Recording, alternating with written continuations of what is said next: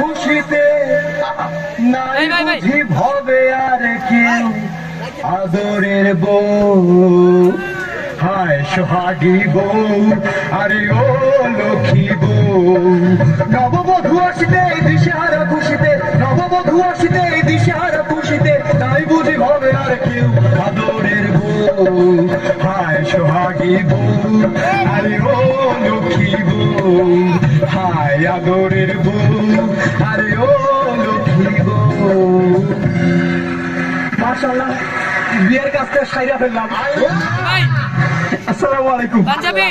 এই পুরাতন পাঞ্জাবি পরে বিয়ে করতে গেছিলাম, নতুন পাঞ্জাবি কিনতে চাইলাম, বড় ভাই কইলো নতুন কিনার কি দরকার, আমারটা আছেই তো। নতুন একটা মুকুট কিনতে চাইলাম, আব্বাই কইলো নতুন কিনার কি দরকার, আমারটা আছেই তো। এরপর দাদুর কাছে আশীর্বাদ দিতে গেলাম।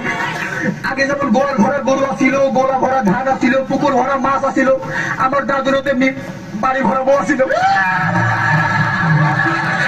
দাদু আমারে কইলো নতুন বইয়ের কি দরকার, আমার আছেই তো। দাদুর কাছ থেকে আশীর্বাদ দিয়ে বিয়ে করতে গেলাম। বিয়ে বাড়িতে ঢুকবো এমন সময় শালিকারা দৌড়াতে দৌড়াতে চলে আসলো। ভিতরে ঢুকলাম, শালিকারা গ্লাসে গ্লাসে শরবত দিয়ে আসলো। আমি একটা গ্লাসে চুমুক দিয়ে দেখি কি তিতার তিতা, না খাইলে লোকজন মাইন্ড করবো, পুরোটাই খাওয়া পালাইলাম। পরে গ্লাসে চুমুক দিয়ে দেখি আমার ঝালের ঝাল, না খাইলে লোকজন মাইন্ড করবো, পুরোই খাওয়া পালাইলাম। পরে গ্লাসে চুমুক দিয়ে দেখি সব মিষ্টি, এত খাইলে লোকজন মাইন্ড করবো, পুরো গ্লাসই রেখে দিলাম। এরপর যে বিয়ের পিড়িতে বসতেই কাজী সাহেব আমারে কইলো বাবা বলো কবুল, আমি ভুলে কয়া ফেলাইছি আবুল। কাজী সাহেব তো আমার উপর খুব খেপা, আমি কইলে প্রথমবার তো পরের বার ঠিক হয়ে যাইব। বিয়ের পরেই তো বউ কান্নাকাটি শুরু করলো, আমিও বউয়ের সাথে সাথে কান্নাকাটি শুরু করলাম। আমি তো আগাই দিলাম।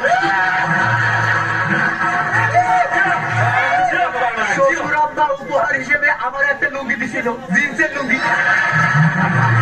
সেইটাতে আমার সাইডে পকেট আছে, আবার সেম সিস্টেম, আবার বেঞ্চও লাগানো যায়। শাশুড়ি আম্মা বউরে আমার হাতে তুলে দিয়ে কইলো বাবা আমার খুব আদরের মিয়া, এর একটু দেখে রাখো। আমি বললাম চিন্তা করেন না আম্মা, আপনার মায়া মানে তো আমার মায়া। শালিকা আমার হাতে একটা রুমাল দিয়ে কইলো দুলা ভাই আমারে ভুলে যায় না।